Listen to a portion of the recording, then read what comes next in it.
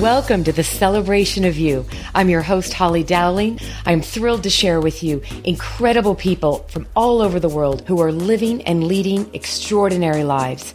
From overcoming immense adversity to discovering the secret sauce to leading with courage and grace. Their stories are going to bring you hope and inspiration. Now let the stories begin. Oh boy, is today going to be amazing. Because you see, a couple years ago, I had the amazing privilege and honor of getting to share the stage. Well, actually, she was bigger on the stage because this woman you're going to meet today was the MC for a 3-day huge global conference in Orlando. And I'm so excited because we connected, we've remained friends. She does amazing things. She's got an eclectic, incredible resume and portfolio, but I can't wait to share with you. And let you be introduced to the incredible Roshini Rajkumar. Roshini, are you with me? Yes, it's great to be with you, Holly. Wasn't that fun? Yes. It's been fun getting to know you over the years. And, you know, you and I both have spoken at so many different conferences, but when you actually click with another person who's on the agenda and it goes well beyond the conference 3 days, it's so precious. It is precious, and I've loved that we have remained friends, and I can't wait to tell everybody because I've been a guest on your show and your business, what you're doing. But I just want everybody to know, you can meet a lot of MCs. You see that over the years when you're at events. You are an anomaly.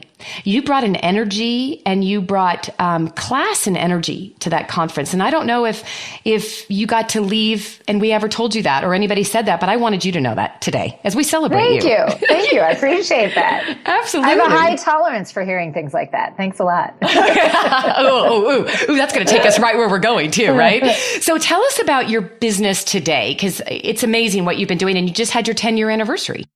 Yes, this year, 2016 is the 10th year. It's so hard to believe. Mm-hmm. I am a presence engineer, to put it simply. What does that mean? I work as an executive coach and main stage speaker, really trying to inspire people, teach people, coach people along their journey of owning their wow. So that's my line, own your wow. And some people come to me already full wows, and they want advice or help in fine-tuning and getting to the next level. Some people are really searching they have the visual of what their wow might be like, but they don't know how to get there. So no matter who it is, whether it's a high-level executive or someone starting out in business, we can really give them tools to understand who they are as communicators and then really be powerful with their presence.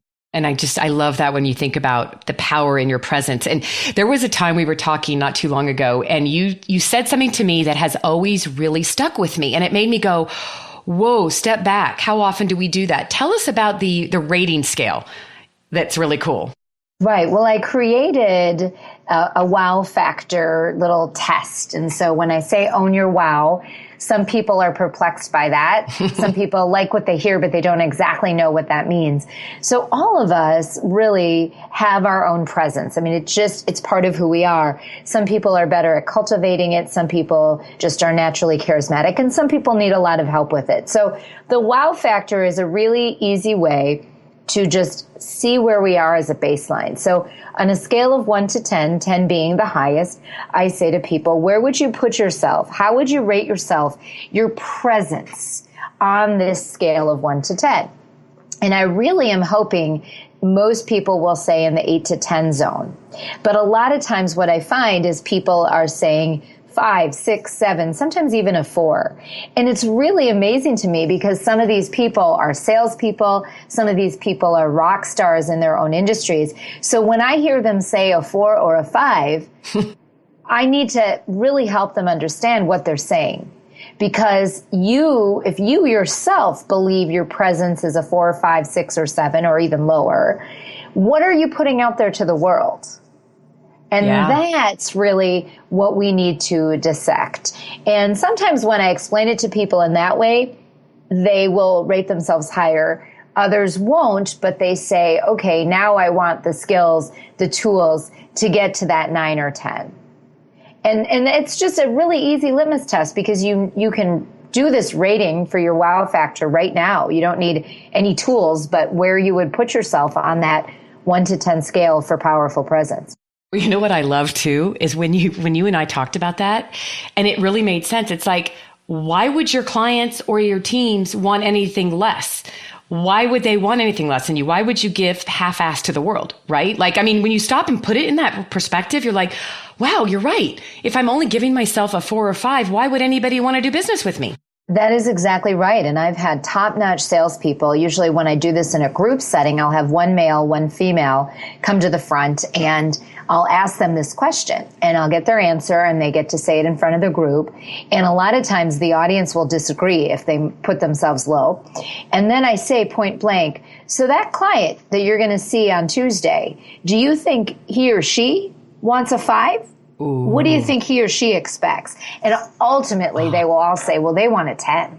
Yeah. Okay, well, that's what they want, but you're sitting here telling me you're a 5 or a 6. So that's where the gap is, and we need to fill that gap. Okay, so in that moment, and I know we don't have a whole day and a whole workshop, but what would you say are the top 1 or 2 things that people, you leave them to go do to take us from a 5 to 10? Like in simple tools, what do you start with? Really understanding what your communication assets are. And by communication assets, it's not just your verbal, but it's your physical self, your body language, your image, how you dress, as well as then how you communicate, speak, your tone, all of those different things. So a smile is a communication asset. And I've had military clients who don't realize they have a great smile, so they're not using it in appropriate settings, and that would also help them become better communicators. So really understanding what your assets are as a communicator, and then also understanding some of your challenges.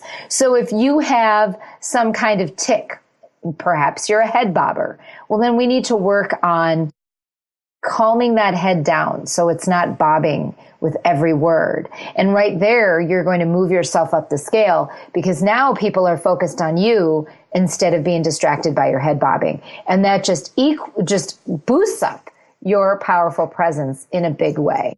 It would be so fun to see the before and after, right? I bet you that's the highlight for you, is to watch people just so innocently, right? Like so innocently and a bit naive probably to how they never even thought about how they show up, and then find tiny little tweaks that we can become aware of to really take yourself to the next level. Oh, I love this. And I can only imagine, I mean, all the work you're doing with like C-suite level people. Imagine if children, young women, young boys could begin even coming into their work life, thinking about this. Wouldn't that be empowering?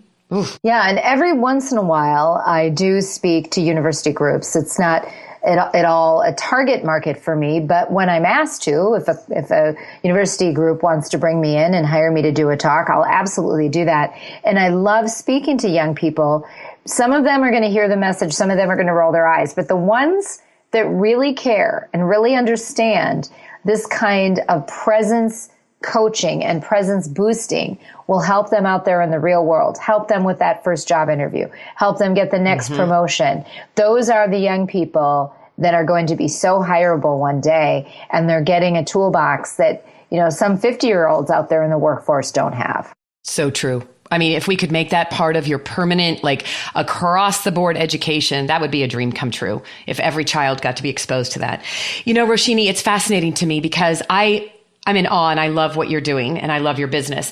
I think what's fascinating is what got you to this, the journey. I mean, you're a former TV host, you're a radio host, you currently even have a radio show, you're an attorney, like you have this amazing eclectic background. Take us to the past. Take us through this journey of what all of that did. Tell us a little about that and how that got you to where you are today.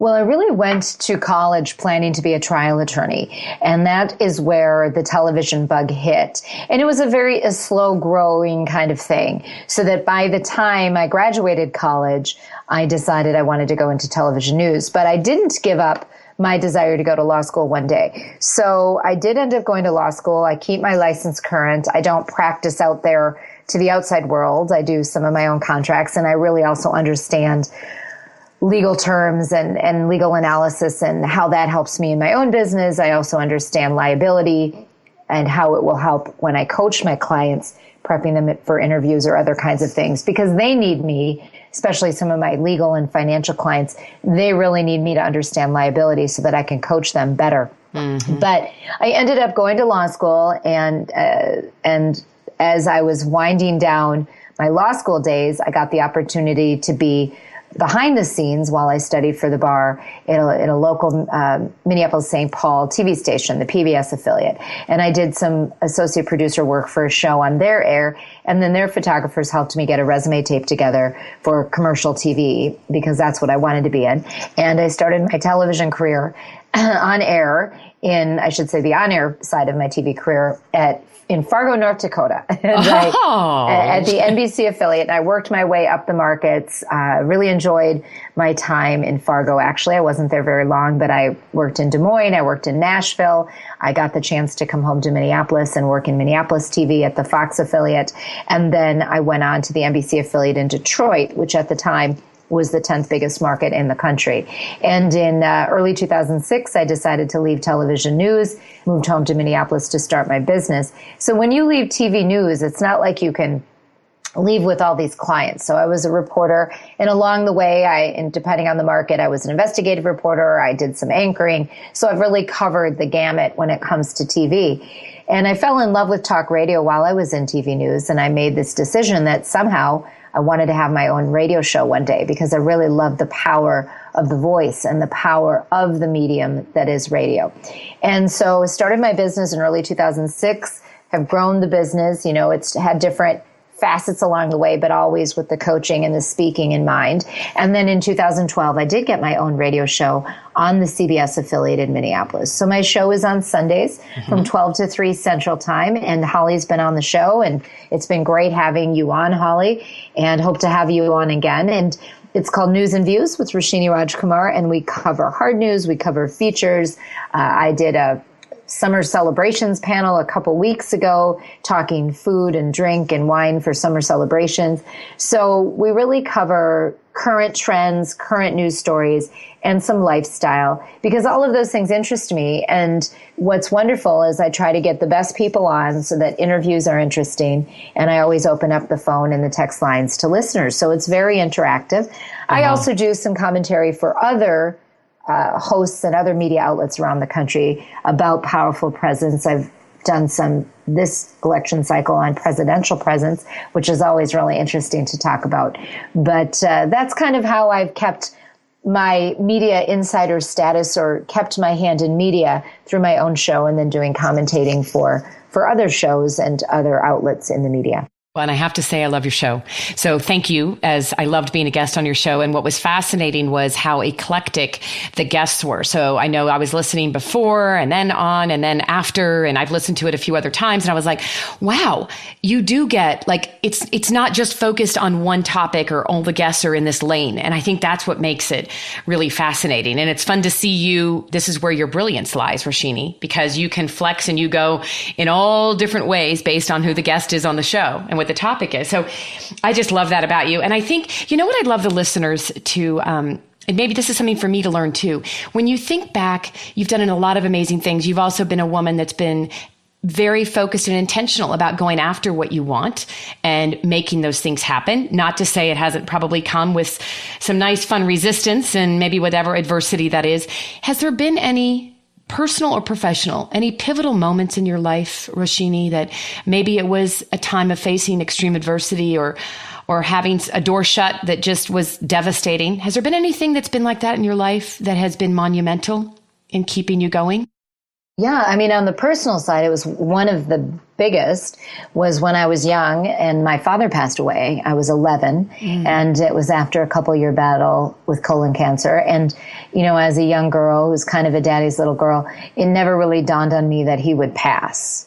So that, and I have a younger brother, and that was probably the most pivotal personal event in our lives. And it really has helped me to cherish every day that we have. I really try to celebrate every day, celebrate the people in my life every day, whether that's friends, clients, family, because you just don't know what's going to happen tomorrow.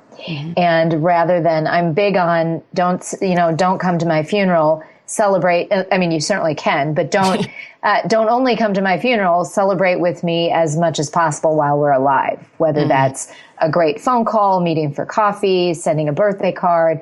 And I try to do that also for people while they are alive and really making the most of each day. And that's a way that even the mundane then becomes special, because if you know you're meeting someone to go for a walk or meeting for tea, and you think, wow, I don't know when I'm going to have this time with them again, so let's just make this really fun and special. It's amazing how even just that intention makes that hour or 2 hours together that much better. You know what? I needed this reminder, my friend, because as I'm listening to you, I'm realizing there are so many occasions that it's easy to miss just that precious moment because life gets so busy, or I've been on the road and I'm just too tired and I don't really want to have to get up to go meet somebody for coffee. But to hear you say it like that, that could be, we don't know. We just don't know what tomorrow brings. And that simple, tiny time spent with people we care about, I needed that. Thank you. Well, good. You're welcome. Thank you. Well, look at that. And by the way, celebration in order, you just got married. So big celebration. Hopefully it was a day full of celebration, my friend. It was July 30th. It was so much fun. We had a small ceremony, but it was very special and a lot of personal touches, celebrating each of us, celebrating the city we live in, the skyline we love, celebrating, he's a master gardener on the side, celebrating gardening and life and the power of words. So we didn't have a religious ceremony, but we had poetry read, and I had two MCs who announced the wedding party as they walked in. So that was a way to honor each of the people in our wedding party, as these two MCs who are TV people from my past who have stayed friends. And that was very fun because I was able to write that script and add in some humorous details about each of the people in the wedding party.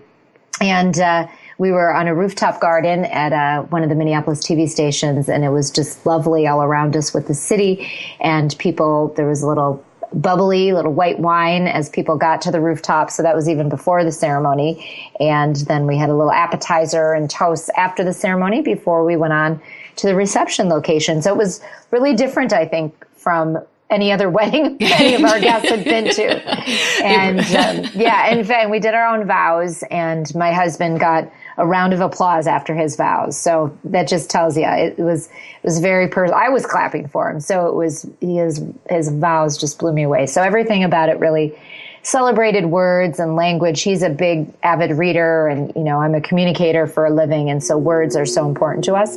So I thought it was a great celebration of poetry and words and powerful language. Oh, I am just having the best visual. And can you I know you shared this with me, but I think this is just the icing on the cake, no pun intended, for the wedding. But the fact that there was rainstorms all around, but yours not, right? Yeah. So we were in downtown Minneapolis, and, the Minneapolis-St. Paul metro area has about 90 suburbs, and various people were driving in, and they told me after the ceremony that when they were driving from the western part or the southern part, it was either drizzling or it was pouring. And somehow when they got into downtown Minneapolis around our location, there were some clouds, but for the most part, blue skies, and there was no rain, no moisture. They were it was kind of a sweet visual to think about how our little pocket stayed dry for the night. Oh, to me, that is just the essence of the whole thing, right? And the celebration. I love that you guys did something so out of the box, and you did it based on who you are, and that celebration of not missing any moments. I'm thinking about taking us back to, Roshini, what you do every day now and in your business, and you have such a passion for helping people. And I kind of want to go back as we tie this up to the helping people rate themselves. And I know that seems like I'm still kind of think that's so cool, but when I think about the people that you have encountered over all these years, whether it was in the news or it's been in your business, and without necessarily maybe mentioning a full name, has there been any just truly monumental stories of a moment of somebody that you've had the privilege of getting to work with?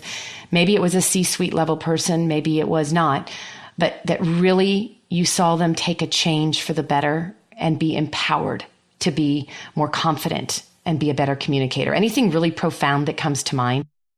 Yeah, I feel like I've had the honor of having many of those experiences with my clients. And generically, I'll just kind of lump it together and say, when you have someone who's a C-suite executive who, in his or her own way, is already a rock star, or they wouldn't be there.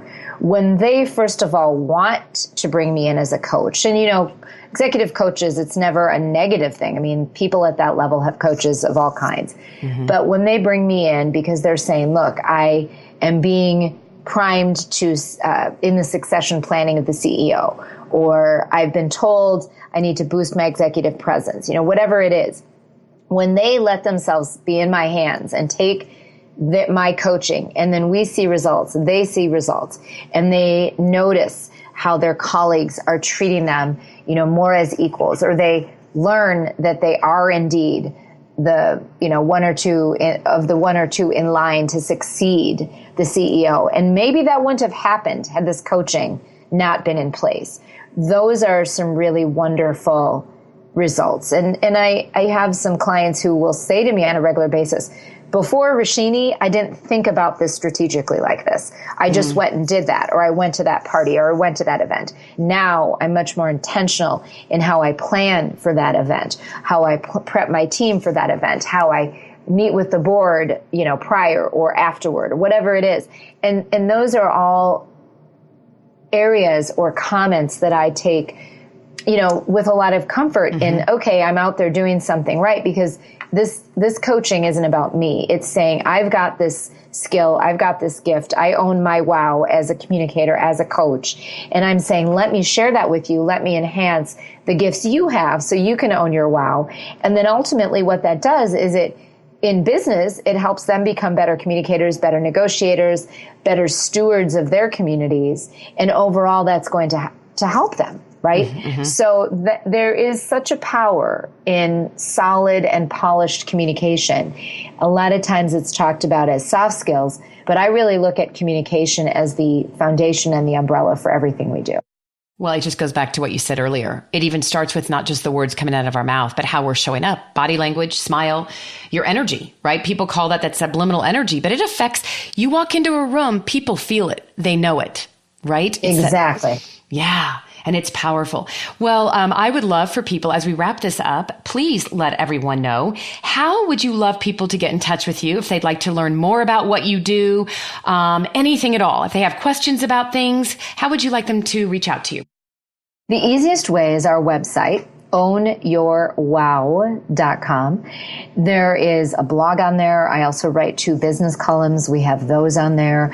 And just my book, Communicate That, is on there. But a lot of complementary content so people can really get some of that, as well as video and audio clips of some of the different interviews I've done, as well as ones I've conducted. I had the opportunity to interview, in the last couple of years, Arianna Huffington, the founder of PETA, Ingrid Newkirk, various politicians. All of those clips are also on the audio portion of our website. So you learn a lot from interviewing leaders like that. And then it's wonderful to share those podcasts, because hopefully people who find them will also gain a lot from them. And you do. You have an amazing, magical way of extracting such goodness and lots of good information from people. So in the final minute, Roshini, and I'm just putting it out here and it's top of mind, so whatever comes to mind, what advice would you give your 25-year-old self? Wow, that's a great question. I think it would be, okay, there's a practical one. Save more money. Okay, go practical. That's the practical one, because life just costs a lot. And you never knew, I never knew I was going to start a business one day and those kinds of things. But also just to really, really live in the day, live in the moment, experience the moment, be appreciative of the moment. And I feel I'm much more in tune to that now than I was at 25. I love that. Thank you. Thank you for being in my life, and thank you for sharing your goodness, your brilliance. And I'm looking forward to our next conversation, probably soon. Thank you, Holly. Thank you, Roshini. Bye. Thank you for joining me for another awesome celebration of you. If you were inspired by this story, please share it with your family and friends and hashtag Your Story Matters. I'd love to hear from you, so please leave a comment on iTunes. And absolutely, please come to my website, hollydowling.com. Leave a comment there too, and while you're there, pick up your free gift. Most importantly, though, just remember that your life is a gift from God. What you do with it is your gift back.